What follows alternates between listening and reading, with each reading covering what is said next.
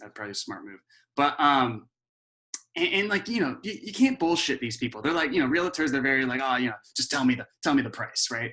And so that's kind of how I got, you know, my, yeah, you know, really experienced really fast, because I got good at selling to those people, and then selling the coaches and consultants was like, oh, okay, you know, there's just a bunch of layouts, you know. So this was something I developed while selling to those guys, because I would have to, the sales process and company I was selling for, they would force us to tell a case study on every call, which is asinine.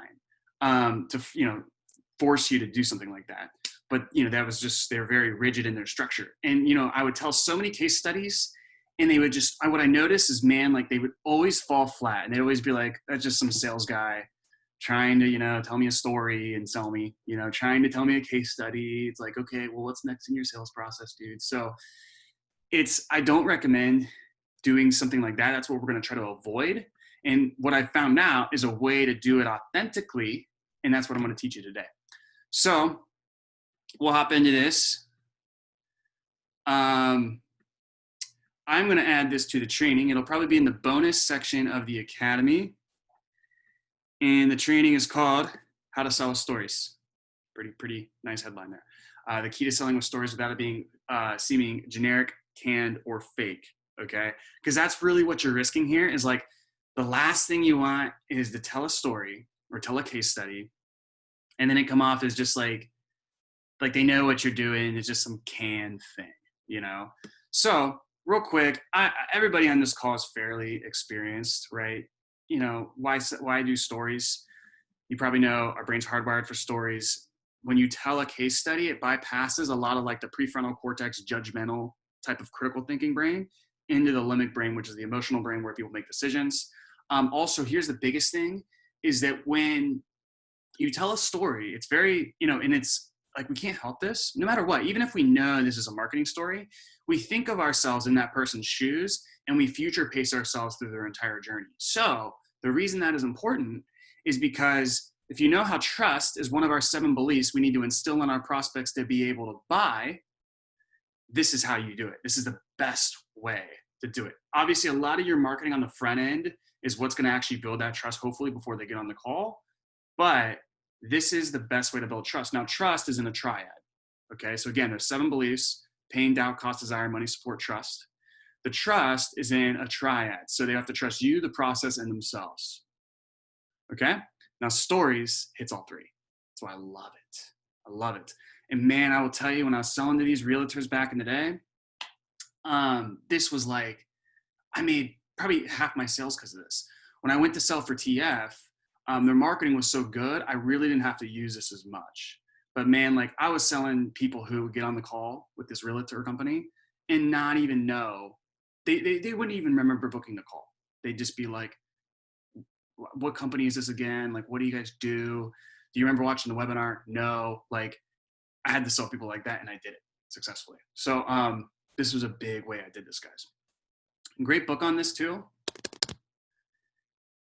is What Great Salespeople Do.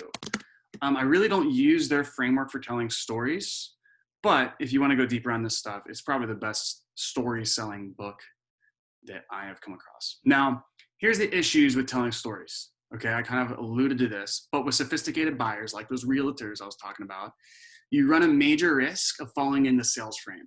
Okay, I'll never forget, I told this story to this guy one time. He was a realtor in oh man, where was it? It's the western side of Florida, like the Tampa Clearwater area. And man, it wasn't that, but it was a rich area. Somebody's got to tell me, because now it's bugging me. But it was the rich area around that area. So high-end realtor. He wants the $500,000 listings. He was already doing like 40 grand a month in commissions. And it was a really, really good call. And then I dropped this story, and there was a long pause. And he goes, dude, cut the bullshit and tell me the price. So that was like what scarred me. I was like, oh shit, you know, and eventually I figured out a way to have that never happen again. So that's what's going to happen when you just like tell a canned testimonial and try to almost impress somebody. It just doesn't work. You know, and with some of you health and fitness guys, unsophisticated buyers, B2C, it will work way better. But as you get higher in sophistication, you got to watch with this stuff because people are like, dude, this isn't relevant to me. So I already went over some of this. Because you don't want it to backfire is the thing. So here's the key distinctions for good storytelling. Okay, or good story selling is the key is seeding. Okay, you need to seed the case study. This is the key. When I figured this out, it was a game changer. So in other words, what you're gonna do is bring up you're gonna kind of, because once you take a couple hundred calls, like you're gonna know basically you have like 3 different types of prospects, and then you'll probably have like 3 to 5 of your best case studies, and like you'll only use those people. Like I remember when I sold these real estate agents, I gotta let somebody in real fast. When I sold these real estate agents, I only used 3 case studies.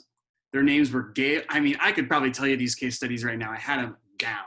Their names were Gail, Chuck, and Mark. And like, I haven't even used those in years. I still have them down because I probably used each of them like 500 times a piece. I mean, so you'll kind of like, because you'll have similar prospects and you'll have similar case studies to match them, right? So you'll be able to identify that really quickly. And what you want to do is when they're telling you their pain, you want to basically seed the case study as a way to relate and help them understand that you understand their pain because like you've talked to somebody in the past who was telling you kind of the same thing. It's real subtle. You'll see what I mean in a second. What you don't do, okay? What you don't do. Sorry, I keep having to let people in.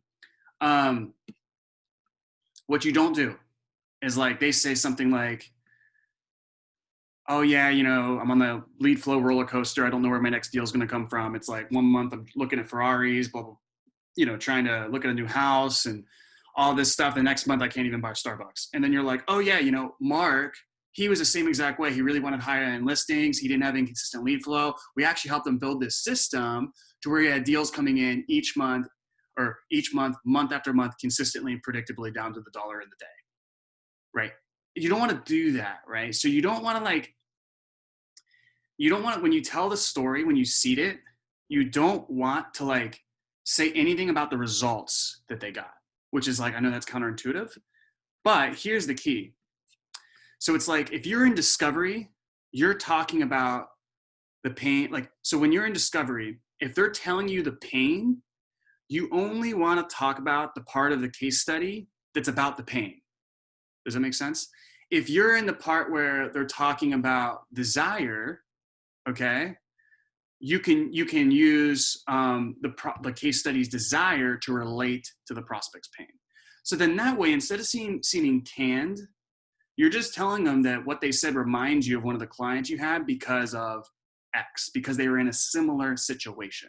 So you're not telling the case study, you're not telling the full story, you're just telling them a little bit of a piece of that. Okay, and I'll tell you why that's important in just a second. And if this doesn't make sense, you'll see what I mean when we go through the example. Okay, so typically you'll need to do 2 or 3 of those, because what you're going to do is seed them in the beginning, and then what I do is use them as proof to prove my claims to be true during my pitch. Okay, now I'm gonna tell you a little bit about this, and some of you guys will be like, "Oh shit, Cole using something," and it's just it's so natural, but it's very deliberate in the way you do it. Okay, so I'll take questions after we go through these examples because I think these examples are really what's gonna hit it home. So let's say part 1 is seeding. Okay. So let's use the real estate agent example. The prospect's talking about lead flow. Okay, he's like, yeah, man. Sorry, I keep having to let people in. It's super annoying. Yeah, man, it's inconsistent. I feel like 1 month I finally figured it out, and then the next month I'm worried about payroll. You know, and it's been like that for years. Okay. So the prospect here, he's saying something that is revealing parts of his pain, right? Inconsistent lead flow.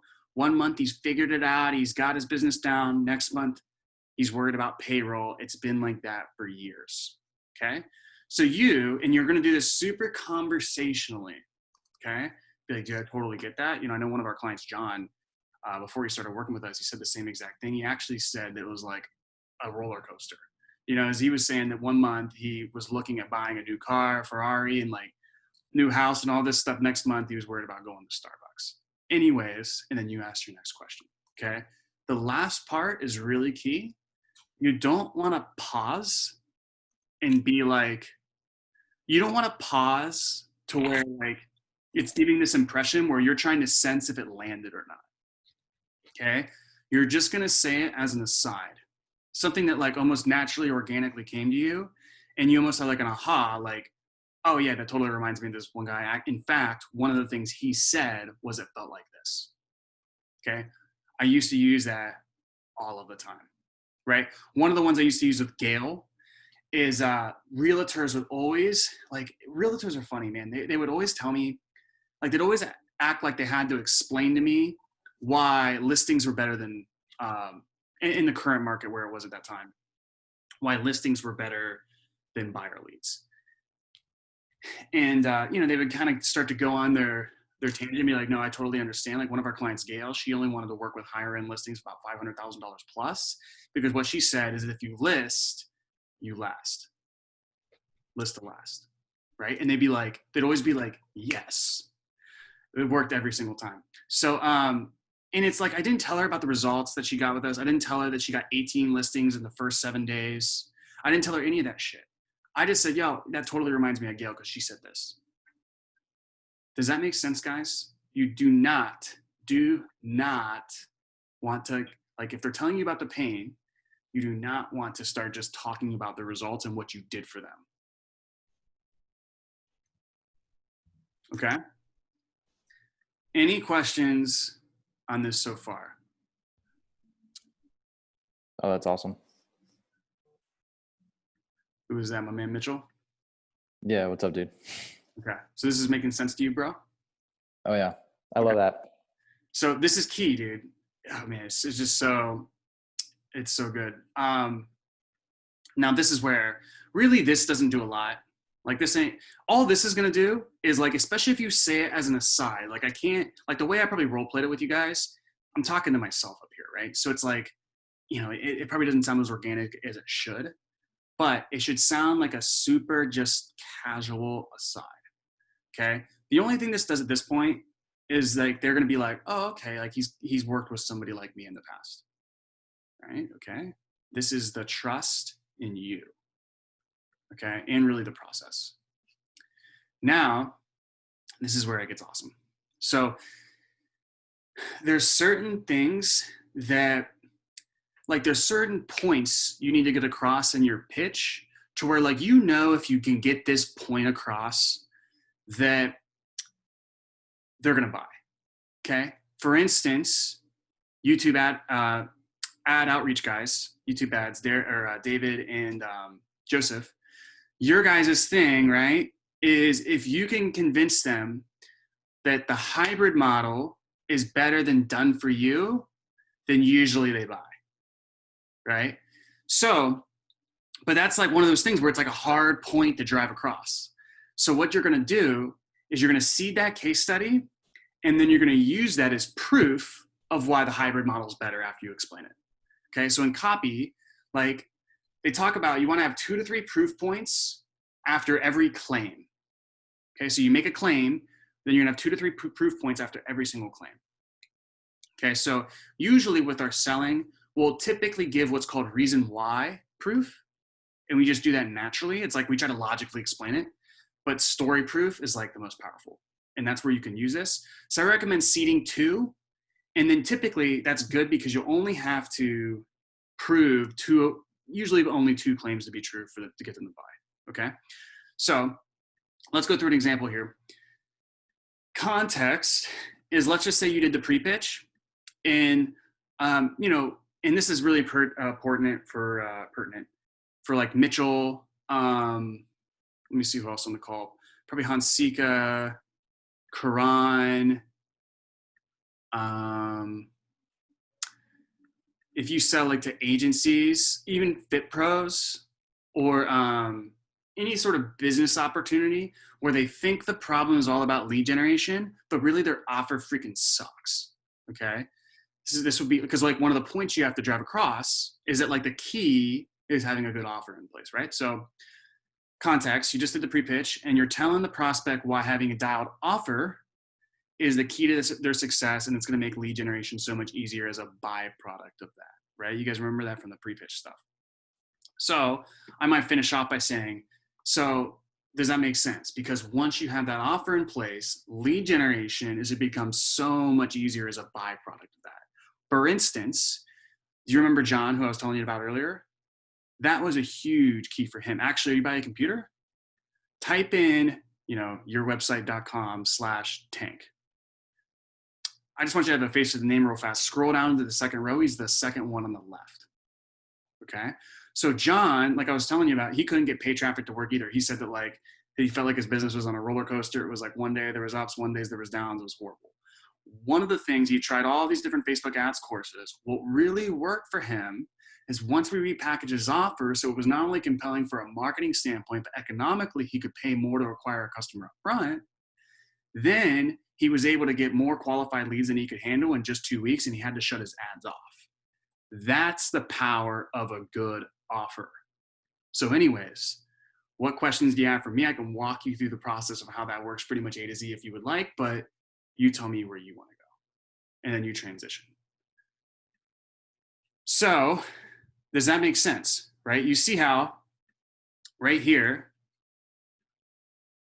if you guys know how to turn like the waiting room on Zoom off, should let me know because it's so annoying. It's in your security settings. Thank you, sir. Oh, done. Perfect. Cool. So you see here, that's the power of a good offer, right? So like in this case, so once you have a good offer in place, like I already gave him the reason why proof. I'm like logically explaining it. Most of you guys are doing that anyways. Then I go through a story. I say, hey, remember who we were talking about earlier? And then before I get into the story, they're like, oh yeah, I remember that person. I'm like, oh, actually, go to this page. Like you guys should have a page where it's like all your testimonials, right? Go to this page and just pull this up real quick. I just want you to have a face to the name. Okay. And you're not going to like read them and make them play the video, like some stuff that people make. Like that was stuff that I was taught is like, oh, okay, like have them play the video and, don't do that, guys. That's like awful. But you have them pull it up and just be like, I just wanted you to have a face to the name, right? The reason that's important is because now as you transition into their pitch, on their computer is literally 100 freaking testimonials. Okay. Do you think that you're not going to have this one dialed in when they got 100 testimonials sitting right in front of them of people who are saying you were awesome?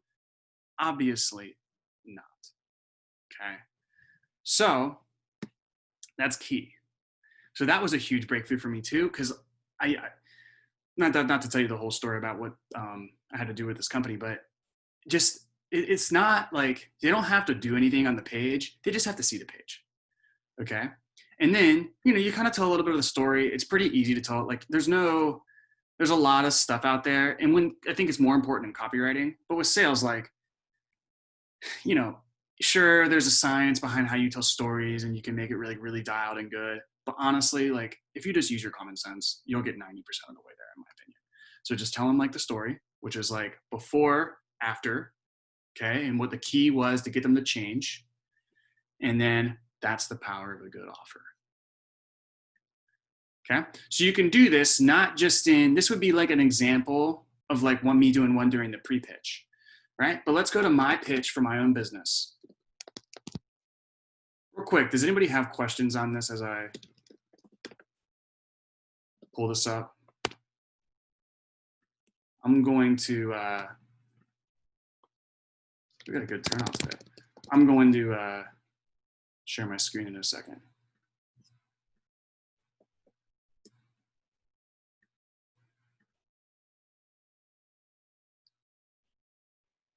No questions on that at all? I know I'll have some later. I did that today, but it was super salesy. So I'm glad this was the topic. Oh, didn't land. Here's the big thing is like, especially when you're seeding, okay?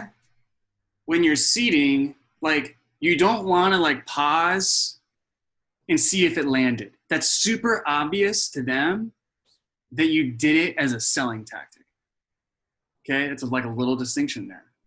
But I can tell by your face that's probably exactly what you did. Yep.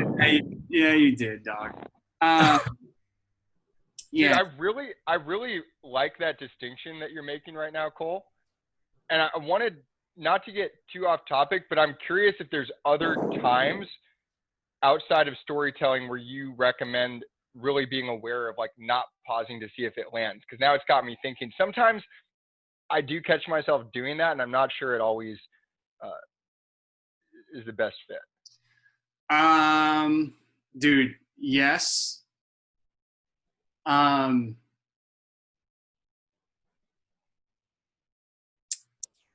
trying to think of a good example, man. I remember doing a training.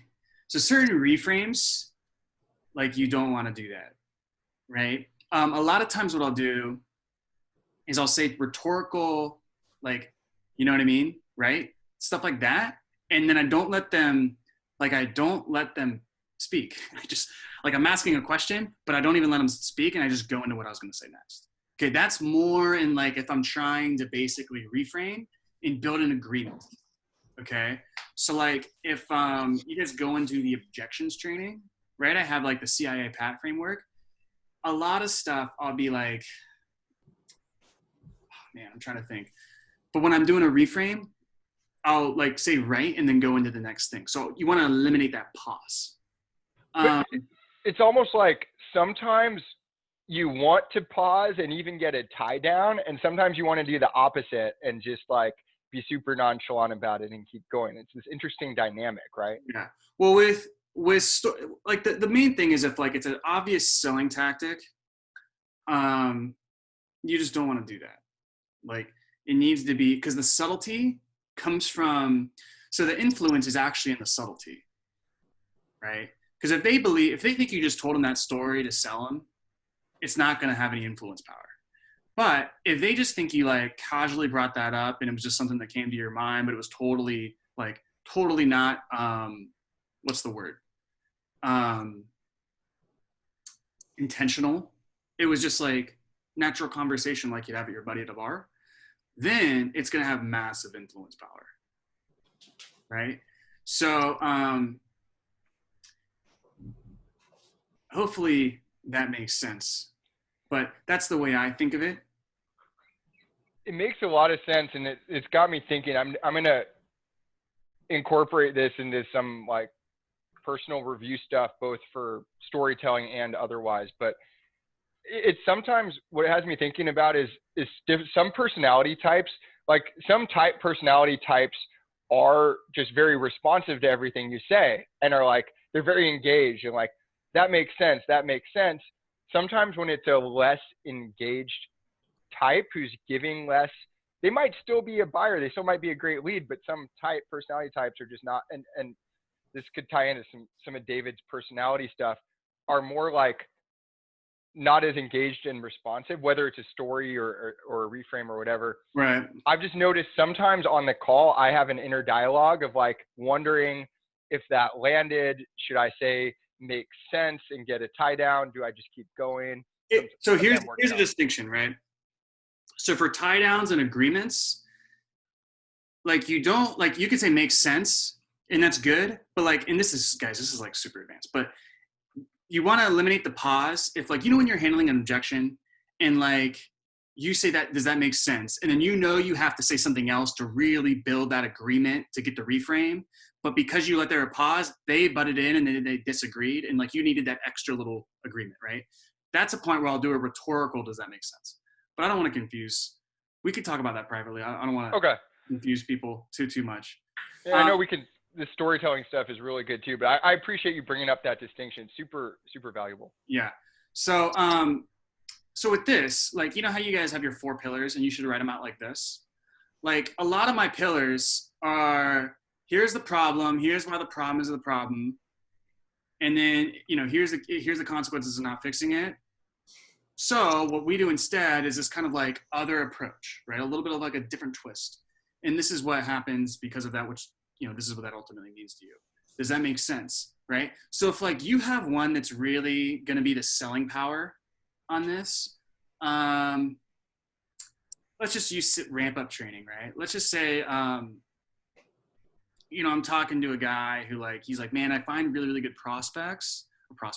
salespeople, but like I can just never get them in the KPI. Like I hire them on, they seem really, really promising, but then like I get in this zone to where they're closing like 15%, not more, not less. And then like I give them 3 months because they seem promising. And then like I just realized I lost like hundreds of thousands of dollars, which is pretty common. So this is the one that addresses that. Okay. So I'll go into so instead we have a process called the on-ramp that allows you to bring on those people, but instead of them wasting all that opportunity volume, it mitigates your risk and allows you to get that closer up to speed as fast as possible. And, I go on to say some other stuff and I'll say, does that make sense? I'm like, yeah. It's like, for instance, and that's always my transition. For instance, I'll say, remember X, Y, and Z I was talking about, right? When they had literally the same exact problem, blah, blah, blah, blah, blah. But when they implemented this process, okay, when we figured out this problem and I told them, look, there's a method to this, then that was what finally allowed them to get 3 people closing above the 25%. And now they're doing 300 grand a month. Does that make sense? So, you would do this after your tie down. Now, I don't recommend doing a story like after every single one of these because they're going to be like, what the fuck is this guy doing? But like, you really want to because you guys know, especially you guys who have done a lot of sales calls, you let's say you have 4 pillars. You guys know that one of them has the selling power. I know for Mitchell, if you get people bought in on that they have an effed up offer and they need to change that, and if they can just change that, everything else will be easier, they'll buy. That to be true, right? So it's that's the one where you want to use that story to reinforce it. Okay. The story though becomes so much more powerful when it was seeded in the beginning. You want to know why that is? Because since you related that person to their pain earlier on the call, saying, hey, that person had the same problem, you kind of remind me of them. Then when you bring them up as proof, they just think they're some random client. Okay. If you don't do this, what they're going to think is that it's your best client. Does that make sense? So Totally. that's a key distinction, right? Because that's the key is if you're kind of oh, hey, you totally remind me of this person. And then later in the call, you use them as proof. It just seems like they're any other person, right? But if you're like me, you've probably dropped a case study or 2 in the solution part of the call, just like I mentioned. And what's happened is they say, that's great for Ryan, but what's your average client like? That's what you want to avoid. Okay. And the other thing is too, what's great is with this remind thing, you're like, hey, just bring up this page really quick, just so you can get a face to the name. And then as you're telling them the story, it's boom, huge page of proof on their computer. Okay. Just happens to be there just because, again, as a casual aside, hey, well, I just, we have actually I'm on this page. Just pull up, are you by a computer? Pull up this real fast just to make sure you can put a face to the name. The other thing that's great about that little technique too is that assures that they're in a buying situation before you get to their pitch. Because whoever's had a sales call where, at first they got the pen and pad, but, they wandered off. Now they're in the car and they're going to football practice with their son, and you just did it, they were silent about it. So you never even noticed. Right. So when you have them pull up that webpage, it's it's such a good thing to where you reset them in a buying position or a buying environment. Does that make sense? Yeah. Is stuff helpful or Dude, seeding the case study in the beginning, I noticed a big difference when I started doing that right when I hopped in because it's in the training. Oh, is it? Yeah. Oh, it's in the trust. Obviously, it's not as in depth as I just mentioned it there, but I needed to create a more in-depth training on it. So I did this. Well, because I would like to use case studies, but it did start to feel a little salesy. And when you said and then you said seed it in the beginning, I was like, man, that's genius. So I started doing that. So. I'll never forget when I figured it out, man. It was like, I had this realtor who was like, oh man, I'm so like Gail. And Gail, and like, she didn't realize Gail had all these results. And Gail got like, you know, I don't even know. I think she landed like 10 listings in the first 7 days, like literally like listed them or something. It was crazy, crazy results. And it was our best client. But because I related it so much in the beginning, that like when I told her Gail's story, and it was just, oh, you remember Gail I was telling you about? Well, like just for instance, this is what she was like, holy shit. Like you could tell, she was like, what? You know? And it was after she'd already said like, oh yeah, that Gail person you're talking about, like that's me, right? I was like, okay, she's gonna buy it. Because like she'd already identified as that person, and she doesn't realize that she's our best client. And now I just future paced her into a story where she's like, holy shit, like that person's just like me and they got that result. And I have this page in front of me with hundreds of other people who have those same other results. Like, where do you think the certainty factor is at that point? It's through the roof, dude. Yeah, exactly. Yeah, it's huge. I should have done this more at, well, you know, TF just, they have such good marketing to where it wasn't as necessary. But man, when I was selling those cold realtors, dude, this was my thing, my jam. Yeah. So anybody have questions on this?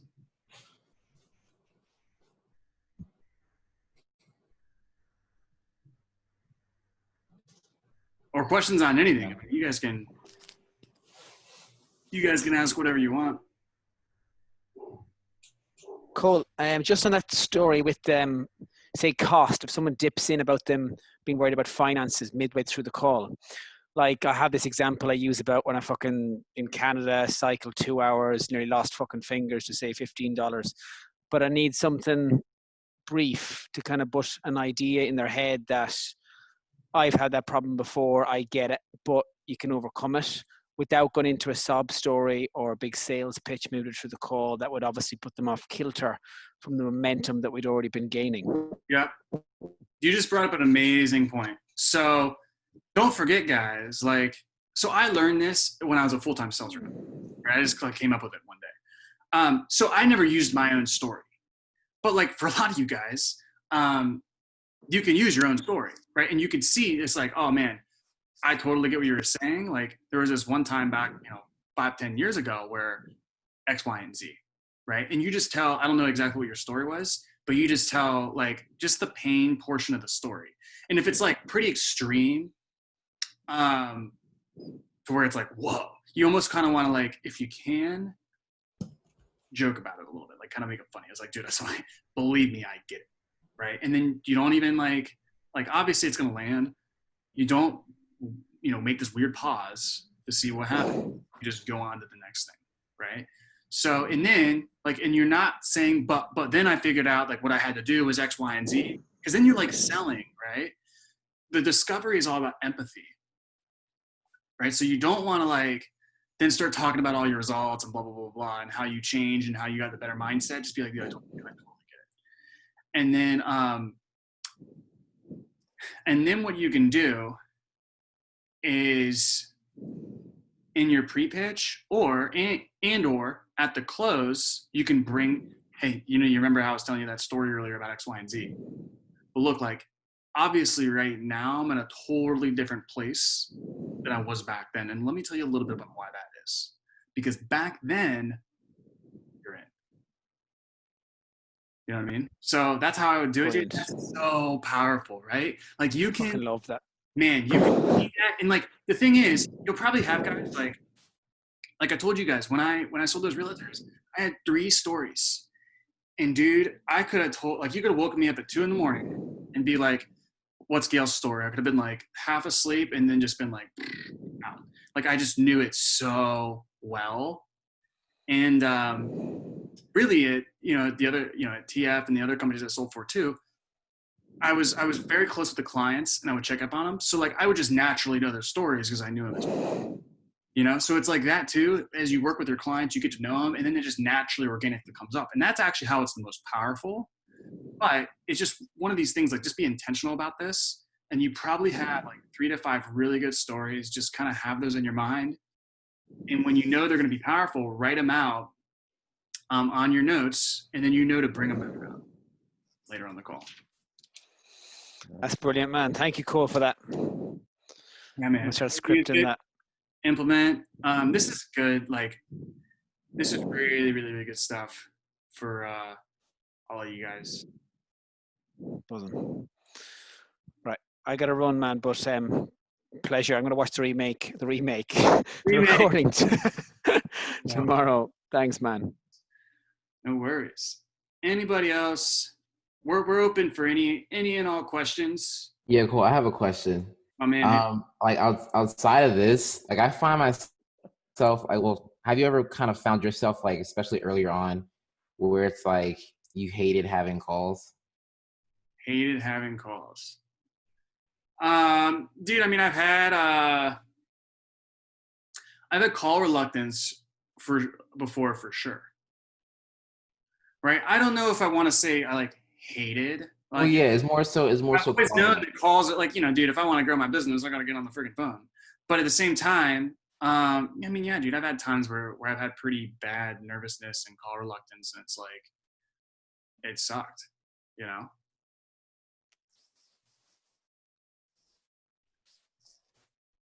So what's your question? Like that's where I'm at like right now. Like I have more car reluctance than I have like now. I mean, in certain scenarios when I hop on the call and I get a really great call, like yeah, but it's like whenever I see calls on my calendar, it's like I anticipate them rescheduling or them no showing. You know what I anticipate? What? 5 to 10 grand. And I'm not even kidding. I look at my calendar, like when I sold full time, dude, I look at my calendar. This is after I fixed this. Okay. I look at my calendar, and instead of seeing 5 calls, I'd literally see 5 grand and just be like, fuck yeah, dude. Like it was literally I would feel gratitude that there's literally 5 grand sitting on my calendar waiting for me to go and get it. Like, can you imagine, dude? Like, because one of the things I always, like when I reframed it for me, what I thought of is I thought of back when I had my freaking agency way back in the day, and how I tried for a year to generate calls, and I generated like 12 in a freaking year, dude. I was terrible. I knew nothing. I was a noob. And it was so hard to generate calls. Like I couldn't get anybody to speak with. And then when I had that call reluctance, the way I reframed it is like, instead of, because what gives you that sense of not liking calls is what the call means to you. Okay, because a call is just a call, right? It's just something that's there, right? So it's the meaning that you attach to it that creates whatever emotional feeling in your body that obviously, you know, you don't like, right? So like early on, the meaning I was attaching to calls was, if they say no, then I'm in a posture, right? Or, you know, all sorts of stuff. Like if, you know, I've always attached a lot of my self-worth to success. So like, if they say no, therefore I'm not successful, right? So that call wasn't just about if I could help that person, and if so, exactly how that would work. Now that call is about my entire self-worth, right? And you can imagine, you go into calls putting your entire self-worth on the line, they don't really become very fun anymore. You know? Now, obviously, I get on a call and like, it's not about my self-worth. Like, it's not about any of that stuff. Like, it's about if you can help that person, and if so, how exactly that's going to work. That's it. You know? So when you look at calls, what I challenge you to do is, when you look at calls, you know, when you look at your calendar and you see 3 calls on there for the day, check in with yourself on exactly how you feel and what meaning that you're assigning to that. And what I would reframe is, I would look at the meaning as like, man, 3 calls, that's like 10 grand. And then feel a sense of gratitude that you even have that opportunity. Because it probably wasn't long ago for a lot of us that we were working at a dead-end job that we hated, and we would have dreamed to be able to have, you know, 3 or 4 calls with prospects that we can make a 10-figure a $10,000 or more income in a single day just by enrolling all 3 of those people. You know, so you have to change the meaning you're assigning to that. Mic Okay. drop.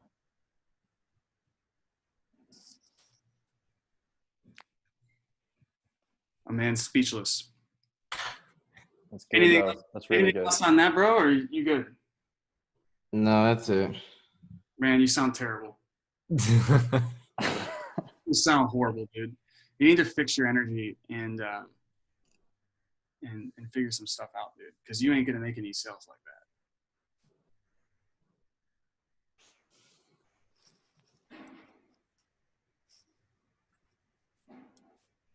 Hit me up, man. I'll help you. Anybody else have some questions? Any questions at all? We can talk about. We can talk about whatever.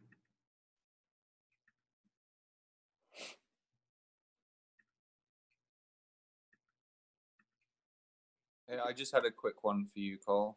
Oh man. I got into the members area and watched the first video and did everything that I thought I needed to do. The next video in that members area was locked, and I'm just not sure what the next step for me is. I just haven't made it yet, man. It's been on the to-do list for a minute. Okay. But, so what's going to happen is when you have your onboarding call, I'm going to tell you, like, based on what you filled out in the form, exactly how to go through the content. And so that video is supposed to be like, here's how to go through the content based on the problems that you have and where you're looking to go. I'm going to give that to you on our call, customized. Gotcha. So you're not missing out on anything. I will create that eventually, if anybody's wondering.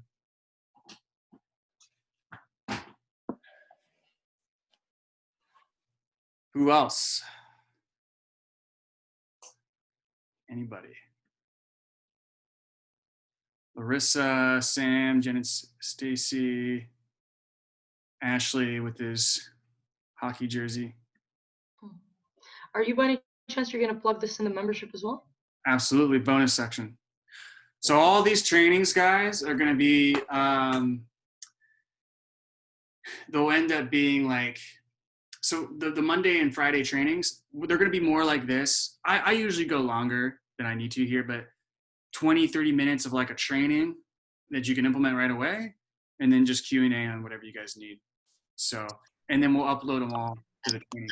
Speaking of uploading to the training, guys, if you guys are even remotely close to paid traffic, you gotta watch Joel's training from yesterday. It's really good. For the people who had who were on there, I had like half of them message me telling me like that was really badass, and he's good. So highly recommend check that out as well. It's uploaded into the training. Right on. Cool. That's awesome. Dude, I have a question. Like, this is like super nuanced. So if you want to answer this, like, Sure. or Voxer, that's totally fine. But I'm curious from like a high performance standpoint. When do you switch up like meditation, visualization, or theater of the mind and breathing? Because I think these are all like mindfulness practices that the past like 3 weeks I've been switching it up to see what makes me feel better, what helps me more. And I'm curious for you, do you do all of that in one day? I know your morning routine's like crazy. Yeah, I'm very disciplined with that stuff. So I thought about making the training today about what I was doing recently, because man, I've learned so much. Like San Diego is like woo-wooville, right? So I've learned so much about like energy and all this different type of stuff that it's helped me tremendously. And here's what I do, man. I wake up at 5, shower, get out of bed, brush my teeth. Like I kind of just, it takes me a while. Like I'll get some green juice. It takes me kind of a while to like get up and going. About 5:45, I'll do some sort of mindset, mindfulness, energy work, breath work for an hour. And man, it's so critical. So what I'll typically do is I'll start with some breath work. There's multiple types I do. So Wim Hof was like one I started with way back in the day. Highly recommended. It's a little bit, it's quick. That's actually what I did today. So Wim Hof, there's also holotropic. So this one is, you got to try this one tomorrow. Because if you haven't tried it, you're going to be like, holy shit. Holotropic is basically the same as Wim Hof breathing, but you do it like, you know how Wim Hof, it's like 30 to 60 breaths and then you hold. Holotropic is you just keep going for 30 minutes straight.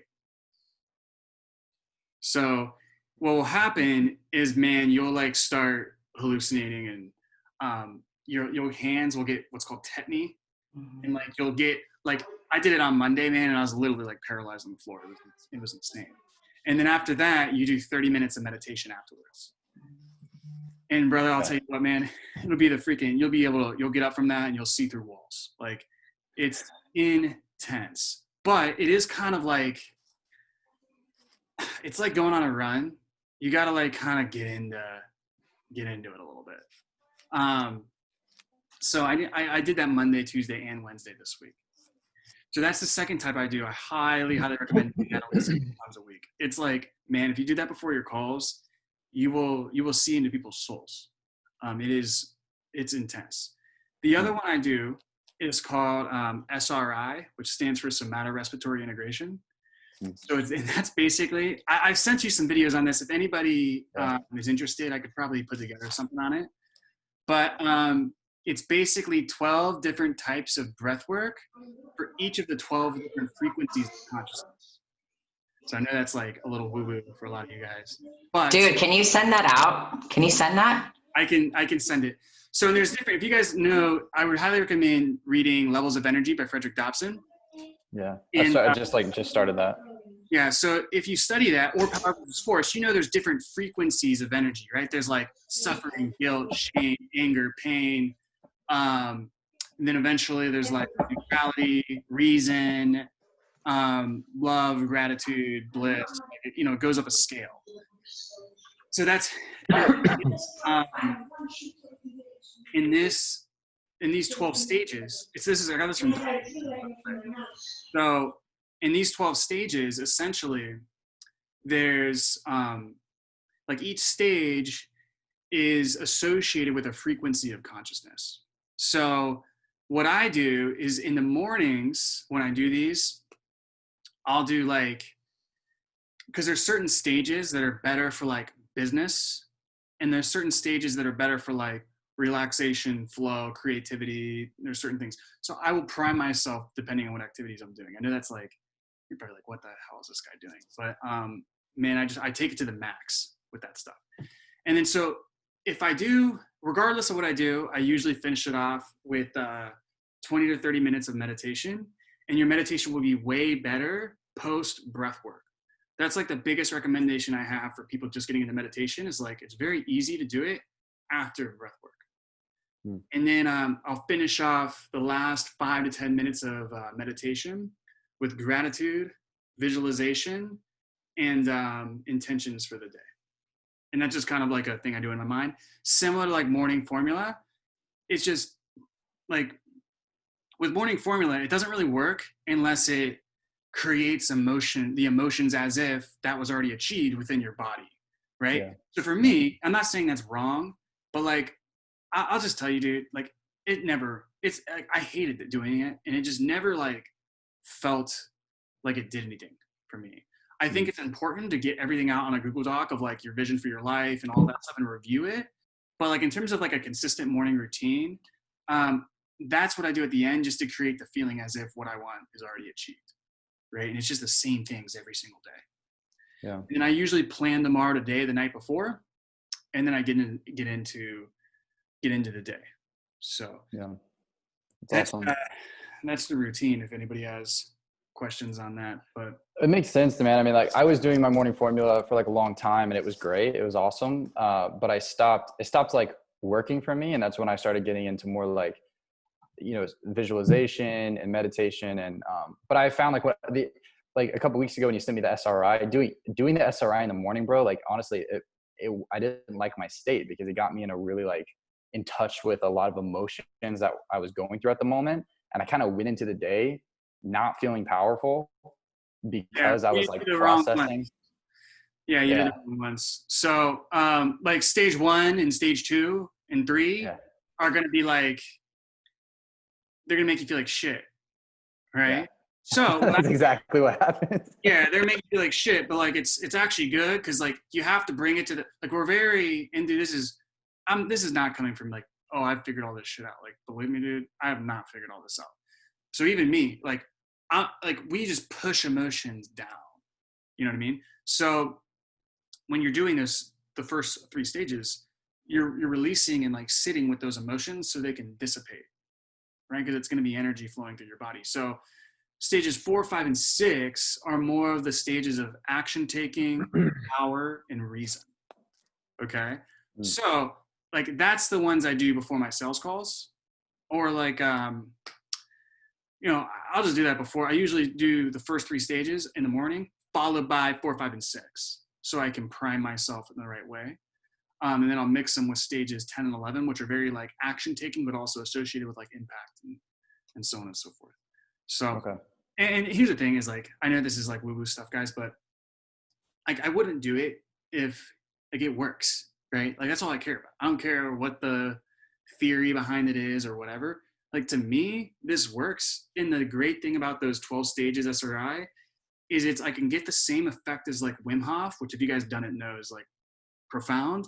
And I can do it in like 2 minutes. So it's so quick and you can do it right before a sales call. Yeah. So I can put together a resource if you guys, I mean, there's just some YouTube videos online that'll show you what to do. So. Yeah, dude, like I found the past couple of weeks, like nothing changes my state as fast as like breath work and visualization, you know, personally, like in detail visualizing today, like as if I was in complete control of it, like just really puts me in a powerful state. And like, that's been huge. And then breath work. And then I've been doing a lot of like, what do they call it? Yogi sleep at night, like relaxation, stuff like that's been really, really awesome. And really improved my sleep. So it sounds like Malachi needs to do that. So I think he does. I think he does. But guys, like this is one of the things I was training a team yesterday, and like guys, having a solid morning routine and end of day routine, so good bookends to the day, and just crushing that every single day. There is nothing that will improve your sales like that ever. Like it is the number one thing, guys. And I'm not saying like it sounds like so everybody says that because it's freaking true, you know. When I sold to those realtors, the biggest thing that increased my sales, and I'm talking like doubled it almost, was I went to bed at the same time every single night and woke up at the same time every single day and got 8.5 hours of sleep a night. It's the number one thing that when I changed that, I just started, I mean, it was like I went from like 25% to 40% closing ratio and never faltered. That's the key. Because a lot of those things with sleep, when you get up at the same time every day, it's a lot easier to do your routines, you know? So it's that one thing, it's a keystone habit. If you guys have read Power of Habit, it's just like one of those one things where by the very nature of doing so, everything else will fall in place as a byproduct of that. Okay, so highly recommend doing that. Awesome, man. Thank you. We got super off track about all sorts of fun stuff. Anybody have questions on sales, marketing? We can talk about woo-woo stuff that you guys want. I always want to talk about the woo-woo. Is the breath work that you talked about, Cole, is that the one that, I don't really know my audience here, but is it the one that gives you like that natural DMT release before you go into journaling and meditation? Because I did that one and it was really weird. I liked it. I felt super clear. I felt like I had a lot of visualization, if you will, for about a 10 to 15 minute period. But I landed a $16,000 sales call within 4 hours of it. And I didn't even know what the fuck I was doing yet, as evidenced by my call with David later today. I just was in some sort of a flow and that I couldn't explain. Does that make sense? Yeah. And so yeah, anything that you can send about that is cool, because I didn't recognize it or realize it until you just start talking about it now. Yeah. It did have an impact. I would say for the pineal gland type of meditation, Joe Dispenza has the best one on that. So Joe Dispenza, by the way, guys, if like this is like, man, what the fuck is he talking about? I love Joe Dispenza. He's a great bridge. The reason he has so much momentum right now is because he's been able to explain a lot of woo-woo stuff in actual like peer-reviewed literature and science. So like I really like a lot of what I do is a basis off of his work and also Donnie Epstein's work. Donnie's a little bit crazy. Like he might be a little bit too much for some people, but he created the SRI stuff. So okay, I do the meditation with the pineal gland. I do that one too. I just do it kind of as part of just meditation and feeling energy throughout my body. So that one you can read more about in Joe Dispenza's books, which are really, really good too. Okay, thank you. Cool. Anybody else? We got some time. If anybody else has some questions.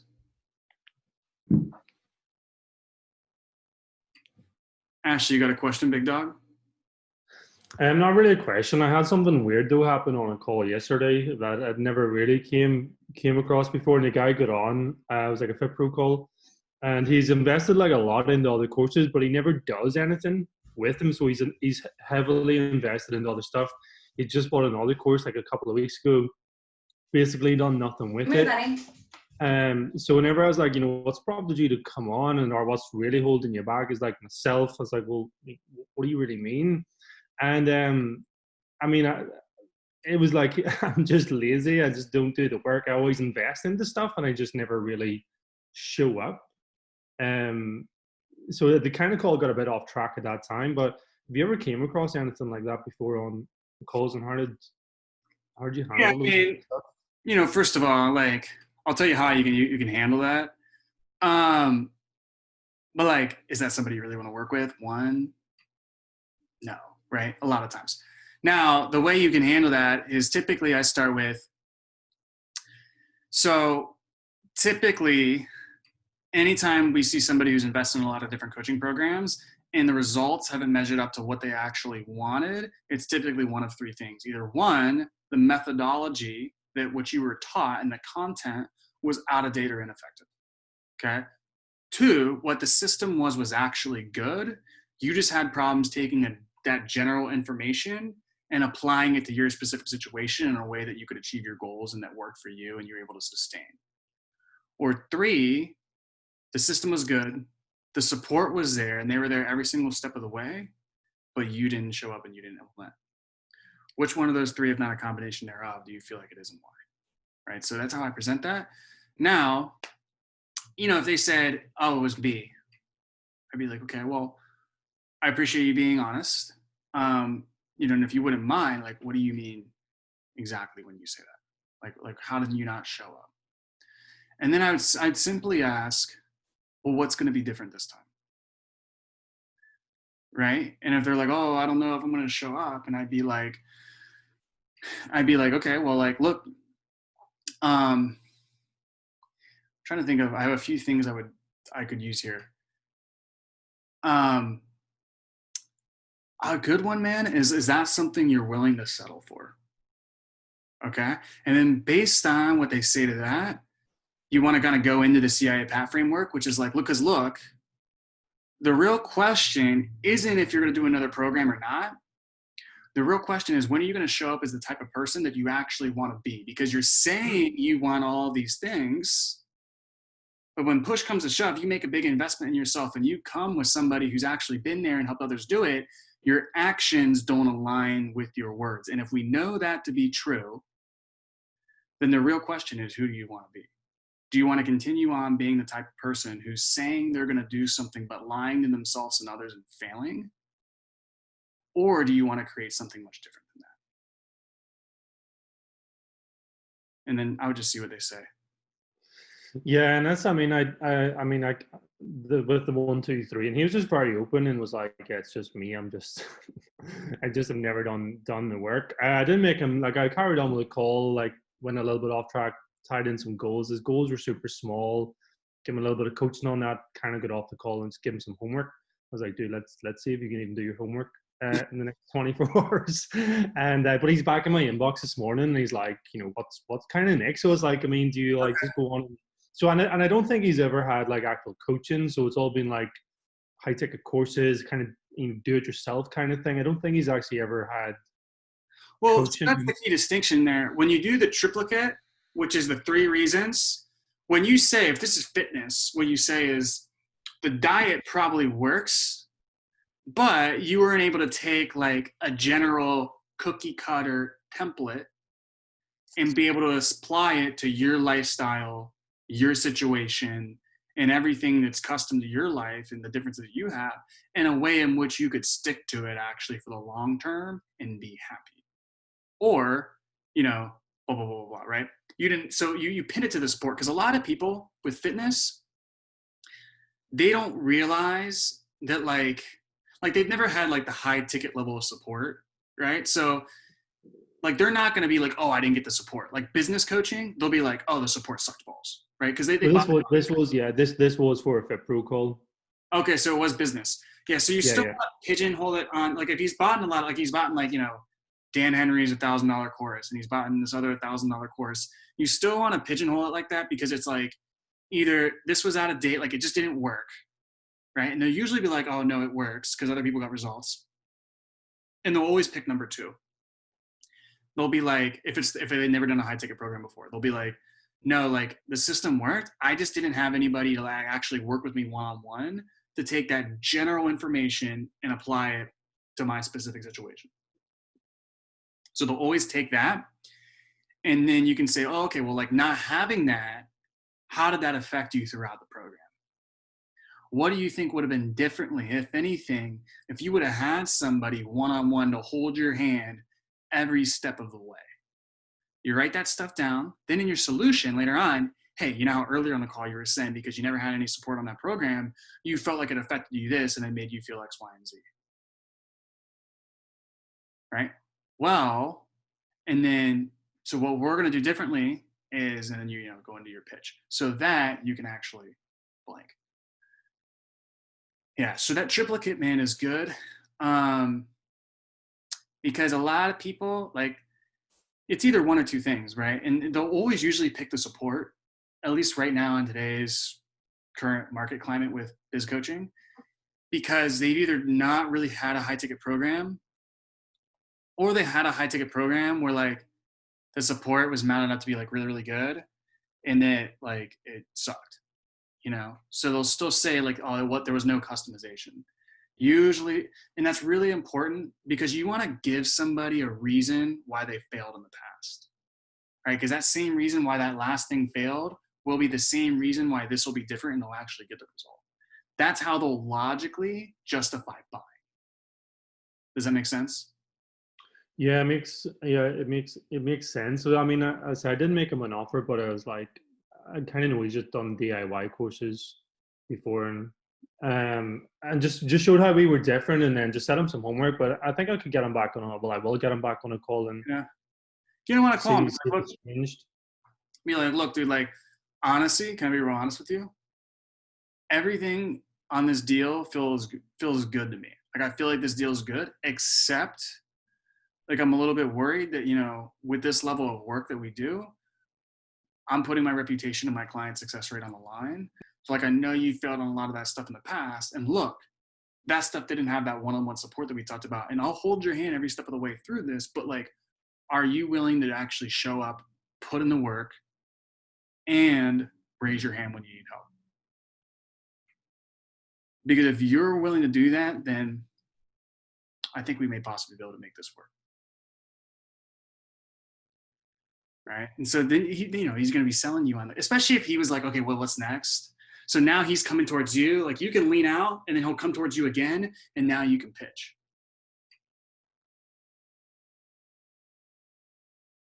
Cool.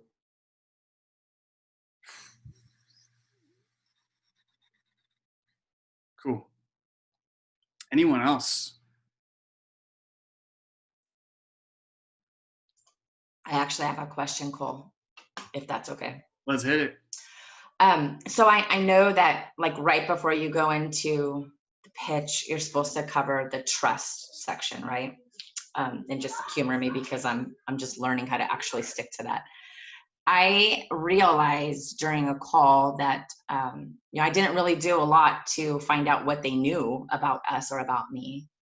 And during that time frame, like right before I was getting ready to go to pitch, she actually did me a favor and asked the question of, yeah, I really don't know that much about you guys. Like, what does that look like? So now I'm struggling because I was able to recover, right? And try to go in and, oh man, I apologize. Oh, my bad. I didn't realize. And I actually, like, let me walk you through that.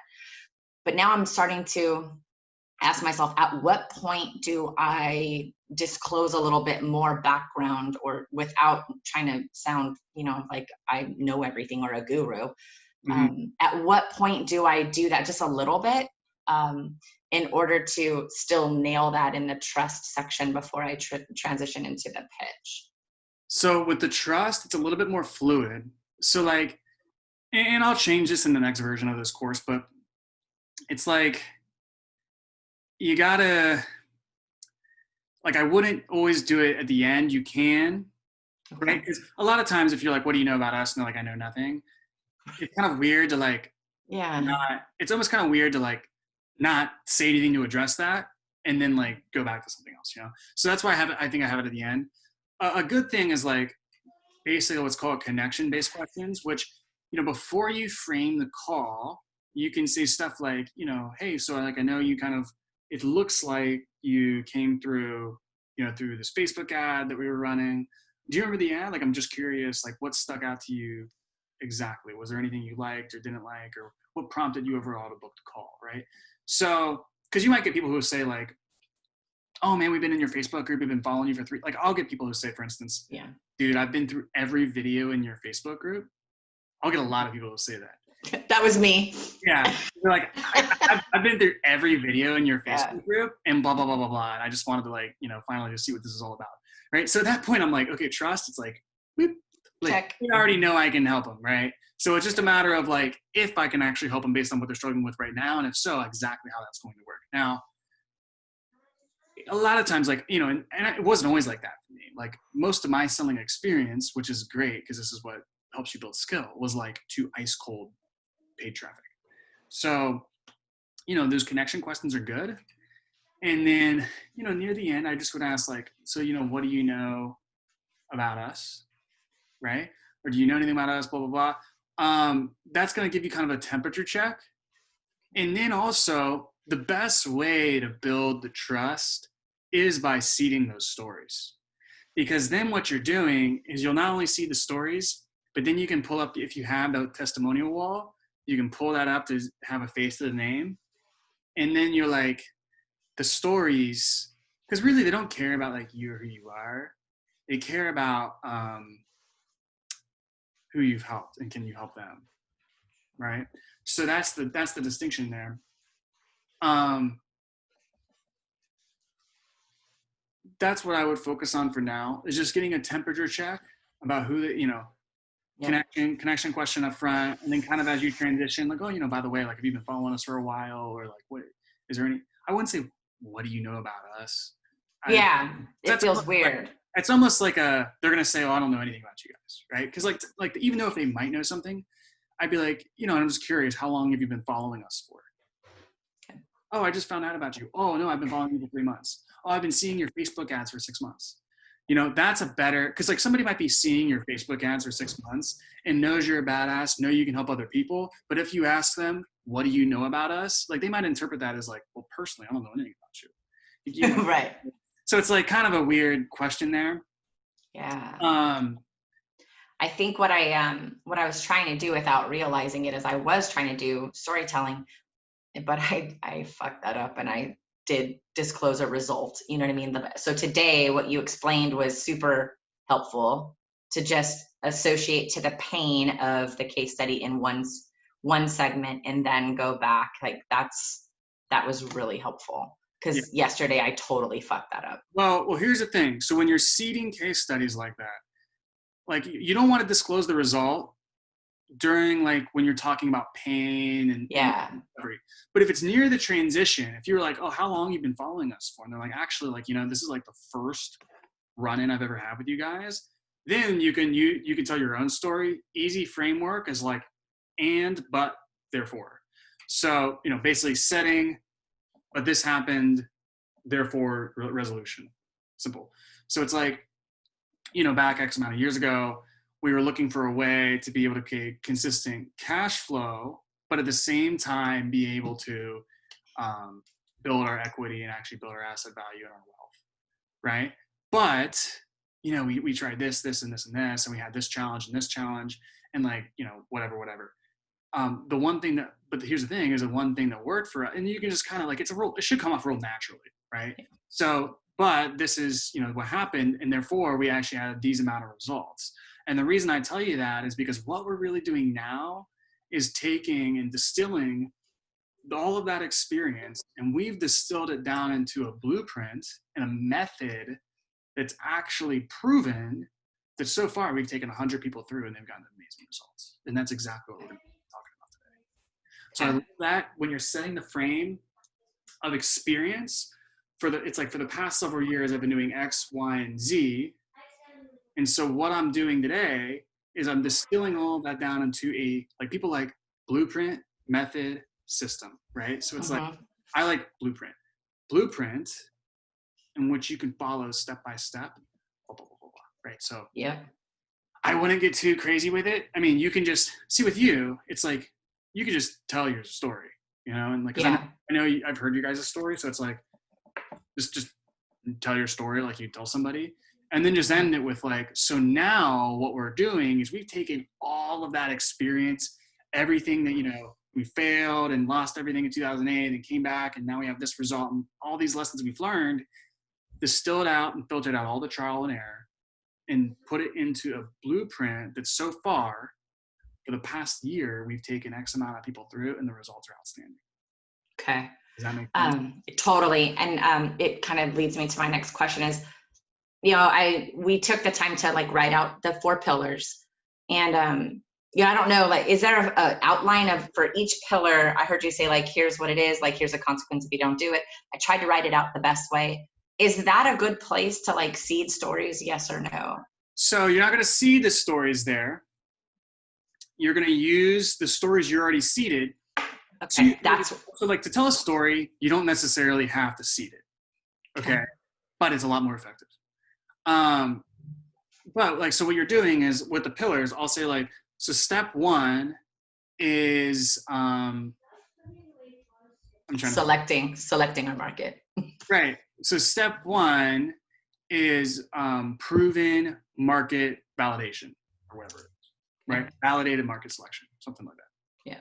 So, and then what you want to say is like, I kind of always start off with like the reason most people fail, right? So it's like most people, what they do is they either go to like the hottest market right now because they think that's where everybody's flocking to and blah, blah, blah, blah, blah, right? Or they don't really think big picture and they just go to their local market. Like, I don't even know what it would be for you guys just because I'm not that experienced with this stuff. You're nailing it. Those are exactly what the problems are. Or they just go to a local market and they just go to a local market and like where they live might be a good market or it might not.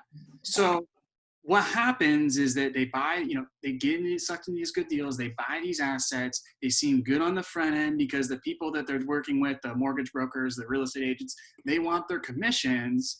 And while they think they got a great long-term asset, what they really stuck with for 10 to 12 years is something that at the very most is going to break even on cash flow and might appreciate by 5%. Right.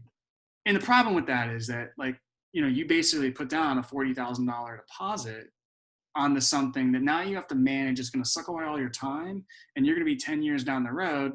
Really, hopefully your asset values, you haven't gotten any cash flow. And if you got to sell it early, you're looking at losing, 30 to 40% of that 40K you put down.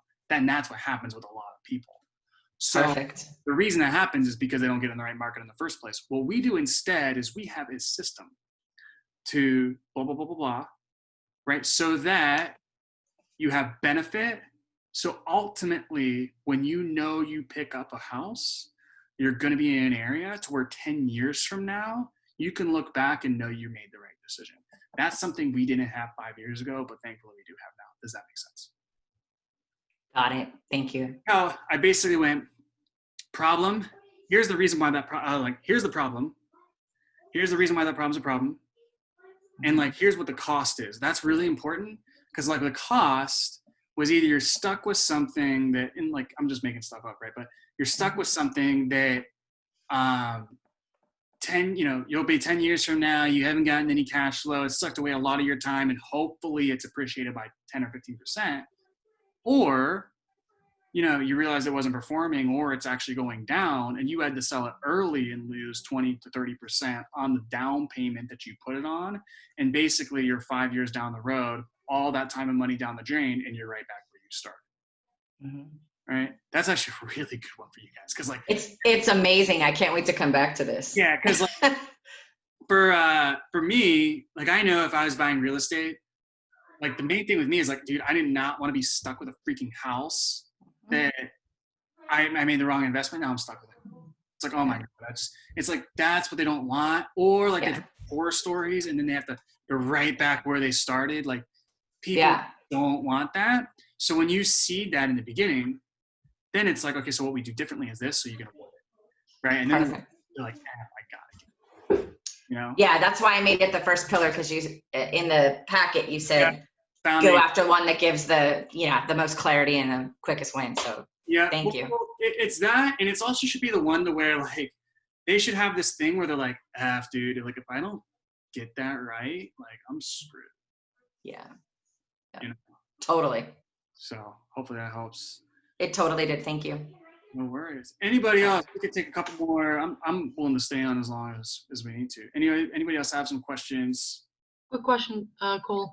Because yesterday as well, kind of like Jen, I was kind of like bringing up the story, and I think I messed it up as well because I started talking about results. But then at the end of the call, she's like, "Do you have like videos you can share?" Da da da. So I remember you told me there's a lady that you can maybe like suggest to build a tank page, and that's something that I've been putting off for a crazy amount of time. Yeah, let me connect you guys now. It'd be really helpful. Make sure you're really clear with what you want, because I don't know if